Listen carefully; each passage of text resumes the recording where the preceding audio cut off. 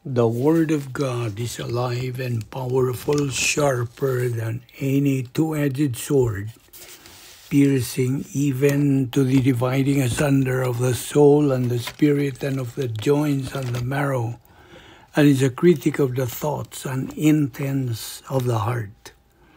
Ang tibuok nga kasulatan gipaginhawa sa Dios ug may kapuslanan alang sa pagpanudlo, alang sa pagpamadlong, alang sa pagpanulid ug alang sa pagmatuto sa pagkamatarong aron ang tao sa Dios mamahingpit matsinangkapan alang sa tanang maayong buluhaton. Ang kahulugan sa imong mga pagtulunan naghatag og kahayag ug naghatag og salabutan sa mga walay kahibalo.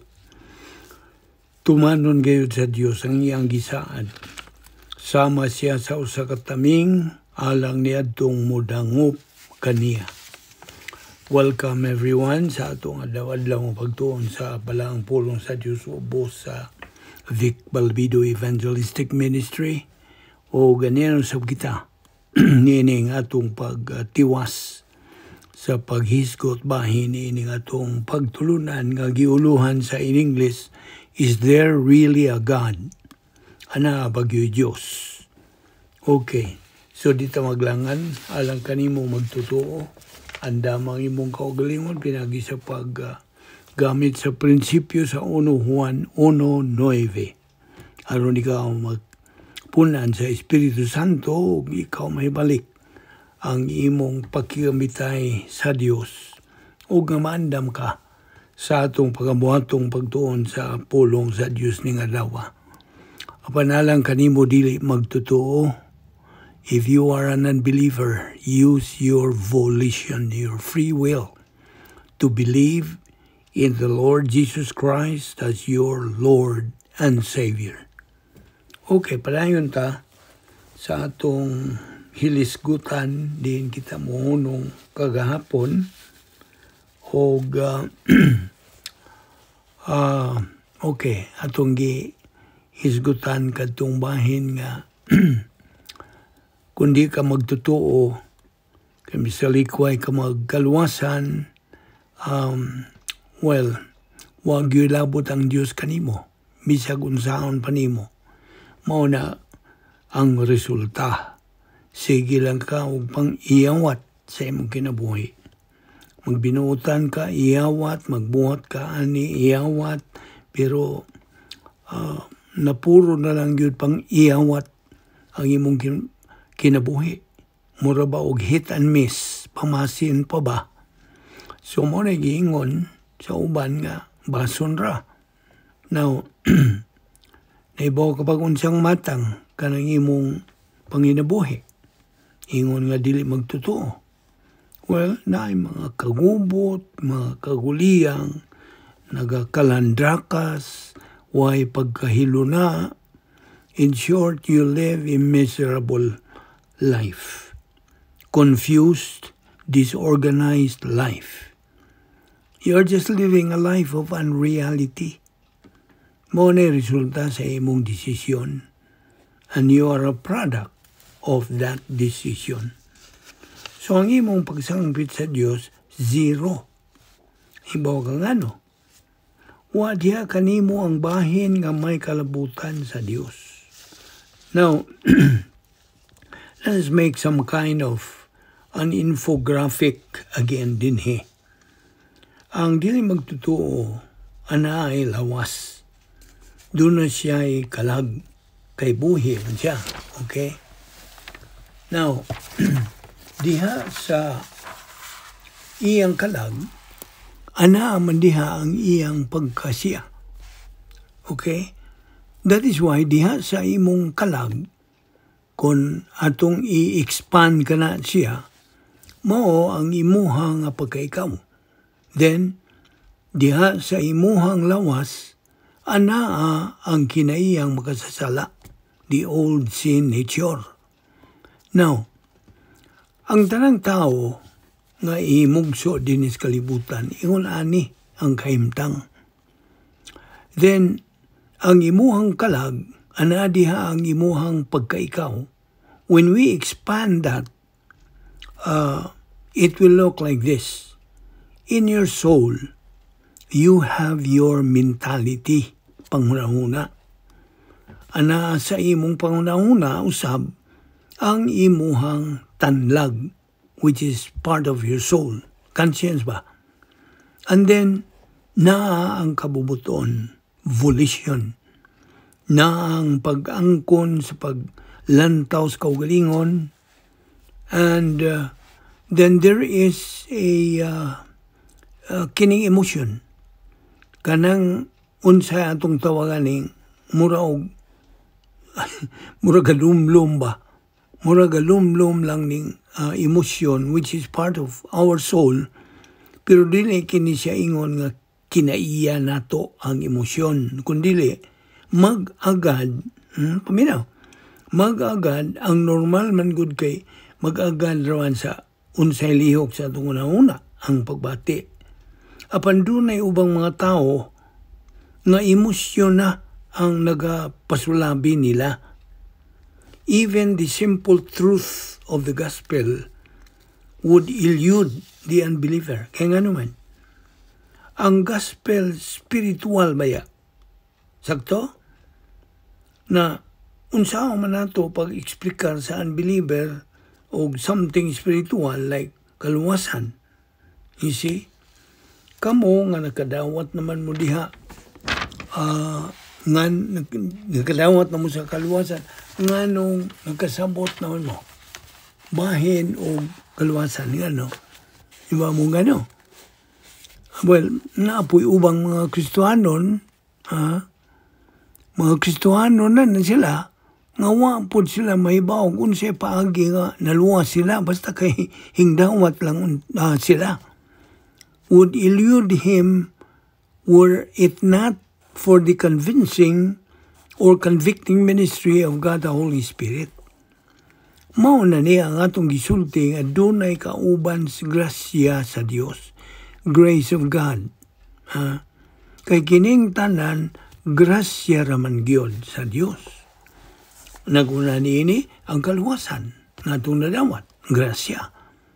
Ang atong adlaw-adlawng panginabuhi, grasya. Ang atong pagkahimugso nining kalibutan na, it's still part of common grace. Ang atong pag-abot sa panahon nga nakadawat ang Ginoong Jesucristo, nga wata mamatay sa wapata makadawat, right? That is part of common grace. Grasya ka na sa Dios.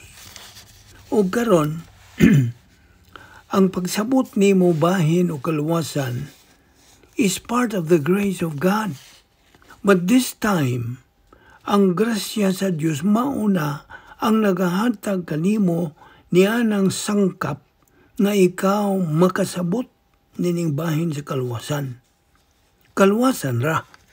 Okay? At that particular moment, kay unbeliever ka pa man, mainumdum po tayo ini sa sangkap nga gihatag sa Dios sa believer.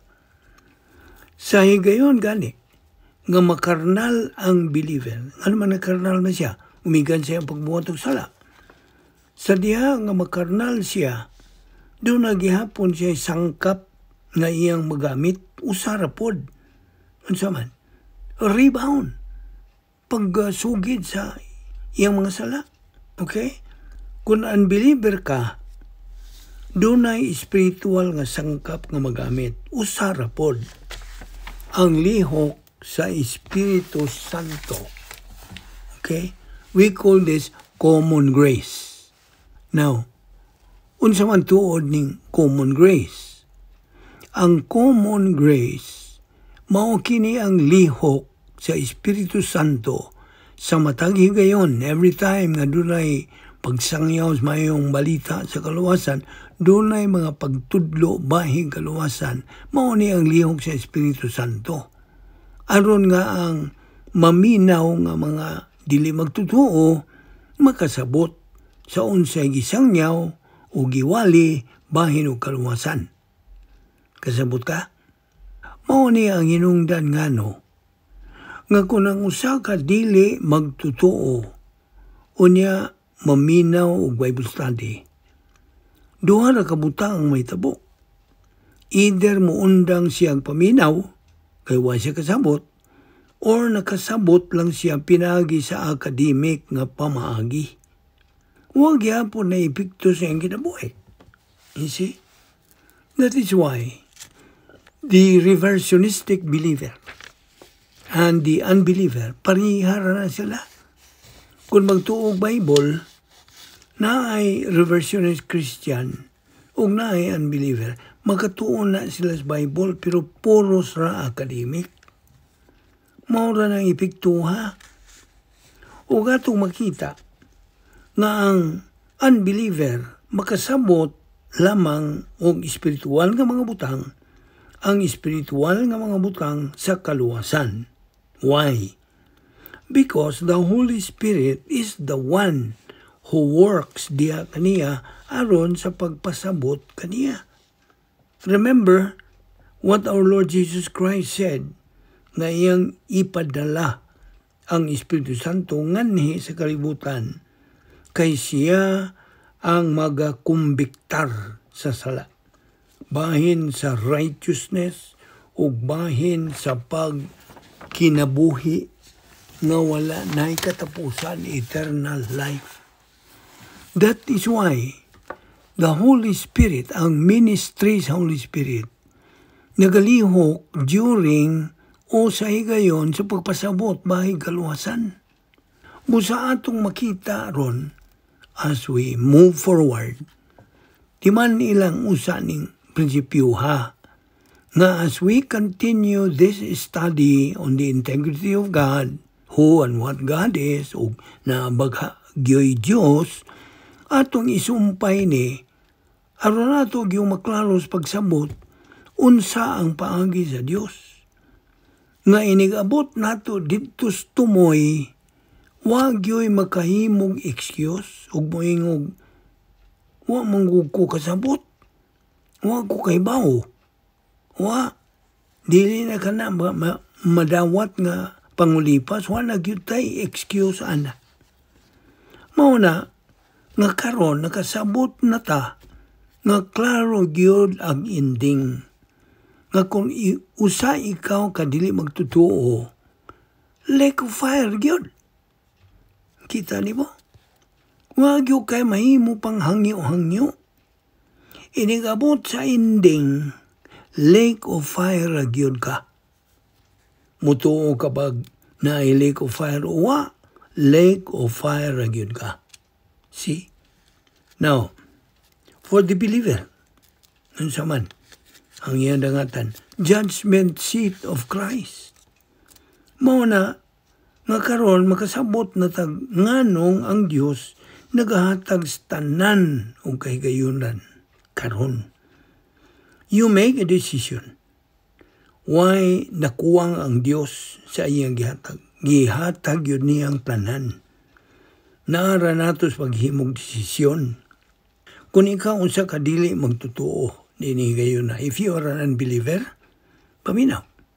Naaram nimo sa paghimog desisyon. Kung maminaw ka ba sa kisangyaw nga maayong balita sa kaluwasan, unya imong himuan og desisyon kung mudawat ka ba ni ana o dili. You see? O kanimo usab, fellow believer, kung magtutuo ka na, ni gayon na, naara nimo maminaw ka ba sa gitudlo nga pulong sa Dios?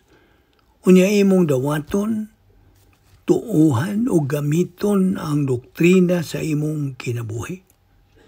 Naarani mo ka na. You see, it's all a matter of choice. Ato niyo padayon ugma o ayaw sipyat sa pagkiuban nato nining atong pagtuon niini. See you then tomorrow.